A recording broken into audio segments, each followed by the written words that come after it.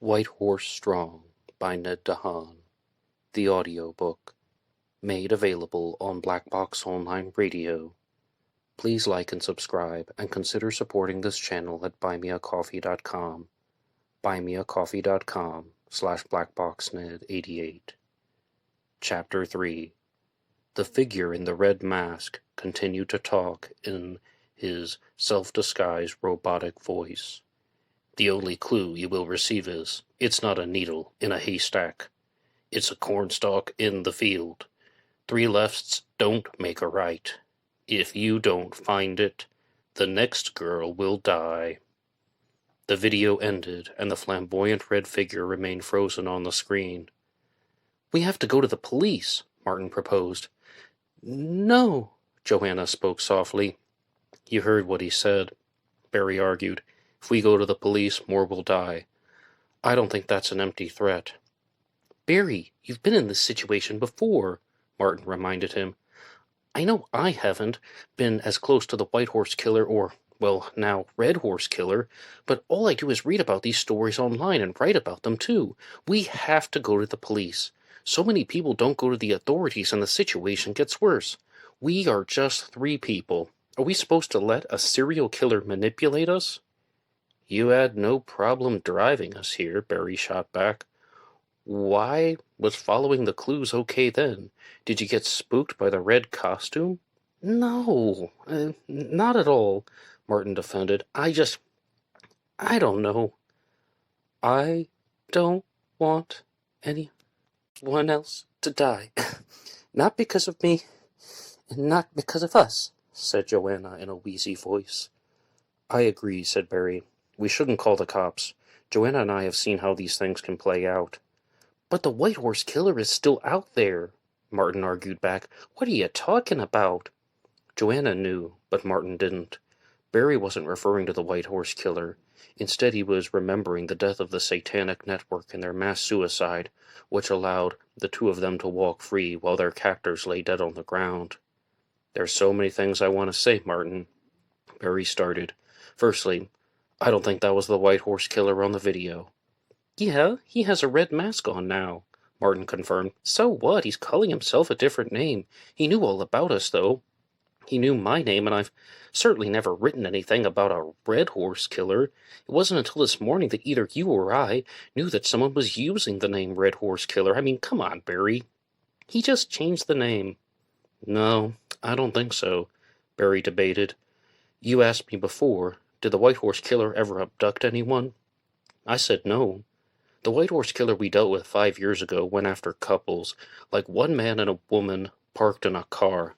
"That's not completely true. There is the exception of Rick Carter, of course," Martin continued the debate. "Sure," said Barry, "but that means no abductions and no females. I mean, the White Horse Killer didn't target lone women. He certainly didn't tie people up in hotel rooms. In the video, he said he was going after women. He said the next victim would be a girl. He said only a girl." "No," Martin fought back. "That doesn't mean anything. People can change. I mean, I read about serial killers all the time. Let me tell you, at first I thought serial killers had to follow a pattern of behaviors, but that is not true. I mean, it's just not. Sometimes a killer changes his MO, or the way that he commits the crimes. There are so many variables that affect the behavior of a serial killer. Perhaps they become afraid that they will get caught, and they want to commit the crimes in a different way. They're doing it in a certain way to change the behavior so that they can keep killing and terrorizing people without the fear of capture.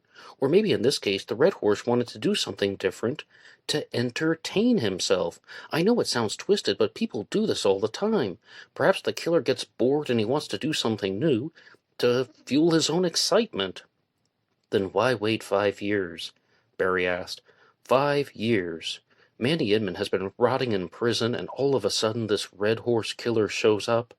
I say it's a different person. There could be all kinds of explanations for that," Martin went on. "Sometimes someone goes to jail for something else, or they get relocated to a new part of the country. The White Horse Killer is most familiar with the state of Maryland, and that's where this one is." "I don't mean to interrupt this brilliant exchange," Joanna chimed in, "but I need food." Chapter 4. 30 minutes had passed. Barry had gone down to the front desk to ask about the room. It turned out it was paid up for one more night. There was a young lady dressed in burgundy, a business suit with long sleeves. She was seated, but Barry could see that her skirt matched the burgundy coat. All of it was the same color, except for the end of her sleeves, which were white. She had long brown hair which was parted in the middle. "You were the guy I saw during check-in, right?" the young woman at the desk asked. "Yeah," Barry lied. "Bernard Albert," she kept asking. "That's me." Barry went with it, even though he was shocked. He almost didn't believe it. But at this point, the depths of the Red Horse Killer were so deep that it was not surprising anymore. Either the Red Horse Killer from the video had checked into the motel under his name, or he had someone do it for him. "I almost didn't recognize you without the hat or glasses," she said. It's funny you say that," Barry compounded.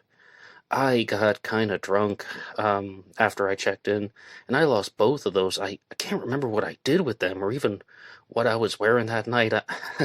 I mean—" "Well, I hope you were drinking the good stuff," the desk attendant laughed.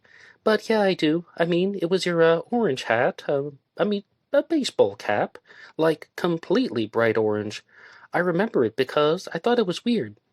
Not like you're weird, but I just thought it was so bold. You had your orange glasses, too. Not sunglasses, but they look like sunglasses. Just, glasses with orange rims. That's why I remember it." "Oh, okay," Barry said flatly. "Thanks, you're really good at paying attention. You should have been a detective." "I get that all the time," the attendant smiled. "All I do is sit here. I get used to it." Barry remembered his days as a watchman, just sitting in the car and watching. He missed that time so much. He was glad to see Joanna again, but life was simpler before the series of homicides had invaded his world. "Oh, and, one last thing," Barry thought out loud. "Did I leave my driver's license here when I checked in? Did I leave the ID that I used to check in here?" "No, I'm pretty sure I gave it back to you," she answered. She tapped some keys on the computer keyboard and clicked the mouse a few times. "Yeah, it's not on file, so I gave it back to you," she kept grinning. "But here is the copy that we scanned." She rolled her swivel chair back and grabbed something from a gray and white printer, which was against the wall. Then she handed Barry the paper. "Here," she proffered. "Yeah, okay, thanks a lot." Barry forced a fake smile. Someone had pretended to be him to check into the motel. The desk attendant said nothing about the man in the orange hat, which was orange and surprisingly not red, coming in with Joanna. "Oh, and, Mr. Albert, there's a note here that you said absolutely no interruptions. Yeah, I think I just said keep the black do not disturb sign on the door, but, did you say that right?" "Yes," Barry told her, a half-lie. "No one interrupted, and, no more, interruptions." "You still want that?" she inquired. "Only asking in case you wanted the room cleaned before your final night." "No, it's fine." Barry almost broke composure. "I'll just keep the black sign on the door. No cleaning tomorrow, but, thanks again. You've been, very helpful." Barry walked out of the lobby and went up the stairs. He heard a noise and he looked over his shoulder and saw Martin Gill behind him, in his standout black and green swag. "I got the food," Martin called to Barry in a low voice. "You said cheeseburgers and the closest place was a Wendy's." "Why does the bag look all weird?" Barry asked instinctively. "Well, you know how you said, you like cheeseburgers?" Martin explained. "I ordered 3 cheeseburgers, and the guy at the register must have thought I was ordering kids' meals." "Kids' meals?" Barry repeated. "Like Happy Meals from McDonald's?" "No, kids' meals from Wendy's," Martin corrected him. "Oh, crap, I forgot the drinks. Should I go back, or... I just left them on the table right by the door. It's not that far." No, it's fine," Barry reassured him. "I have lived in motel rooms for a long time. I'm used to heating water in a motel coffee pot, but more importantly, Martin, I have something to share with you once we're back in the room." "Well, you can't keep me on the edge of my seat like that," said Martin. "I'm all ears." Just as Martin heard the words, Barry's phone began to ring. His ringtone was a muffled, but still blaring saxophone sound. Actually, I will have to keep you waiting just a little, he said. This is my job. I'll meet you back in the room. All right, then, Martin accepted. He walked past Barry and headed up the stairs to room 325. Yellow? Barry answered. Yeah, I'm sorry. I know, yeah, I shouldn't have, but hey, sometimes life happens. I'm out of a job, right? Oh, well, that's very nice of you, but I don't know when I can come back. I can't be there tomorrow. I know, I know this doesn't seem fair, but I can't talk any more about it. Just something like a big emergency. If you have to throw my stuff out, that's fine. It's all garbage anyway. Again, uh, I'm sorry. The call ended. There wasn't even a goodbye. Barry felt rather low. He had liked working for the Jonestown Motel, even though it was a simple job, and he wasn't the greatest facilities manager. Once again, his life would be back to square one. However, he had to be honest. There was a serial killer on the prowl, hunting down victims for sport, and Barry was caught in the middle of all of it. In fact, in many ways, Barry and Joanna were the epicenter. Barry didn't have the key to room 325, so he knocked, and quickly Martin let him in. Joanna was sitting on the bed. She had come out of the shower, and Barry could see that she was wearing a bra with the white towel wrapped around her upper body. An identical towel was wrapped around and secured on her waist. Seeing Joanna there was perhaps the most vivid flashback he had experienced to date. Suddenly all of the feelings of passion had come back to him. She was clutching the Wendy's cheeseburger, although it looked like it was a struggle for her to eat it. Barry had guessed that she was still dehydrated. So, you said you had some big news, Martin encouraged Barry to continue. Yeah, Barry confirmed. Whoever checked into this room used my name. This Red Horse Killer knows us all too well. It's sick. The girl at the front desk said there's a guy in an orange hat and wearing glasses. He even made a fake driver's license with my name on it. Barry handed the photocopy to Martin. Things just got weirder, Martin admitted. But this guy doesn't look like you at all. I don't know how to say this, but you seem a little darker. Yeah, I get it, Barry ended it. My father was from Grenada. He is from Grenada. He's there right now. Like the island country? Joanna asked. Yes, Barry certified, thinking that Joanna had already knew that. I never knew that, she continued. I thought I told you before, said Barry. Maybe, she confessed. Then, without as much as a flicker, she went back to nibbling on her cheeseburger. Martin, you research criminal cases, Barry started. Do you think this is him? Could this be a photo of the real Red Horse Killer? It's possible, Martin replied. I mean, it seems pretty dumb to make a fake ID and check into a motel, knowing fully well that they were going to make a copy of the ID upon check-in. My parents said, back in the day, you didn't have to check in with an ID. You didn't have to show them anything, like in motels and hotels. Oh, I read about the case of Lyle Stevick, where he checked into a motel and committed suicide, all under a fake alias. Lyle Stevick wasn't his real name. That was before. Nowadays, who else would he find to take the photo for him? Martin handed the photocopy back to Barry, and he gazed down at the man in the small driver's license photo. He appeared to be Caucasian, definitely lacking Barry's island roots.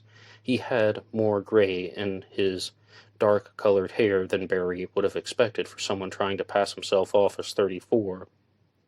The birth date and the address are both wrong, Barry added. May I see? Said Joanna, in a surprisingly pleased voice. She set her half-cheeseburger down on the bed and took the paper from Barry. Wait a second, she noted.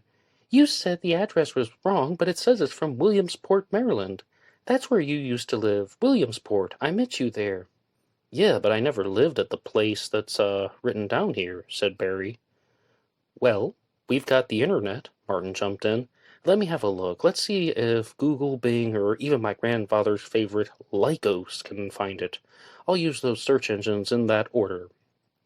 Martin is always clowning around, Barry thought silently. Martin pulled up his laptop and read the address on the fake driver's license. Well, that didn't take long, he announced. That's a burger world.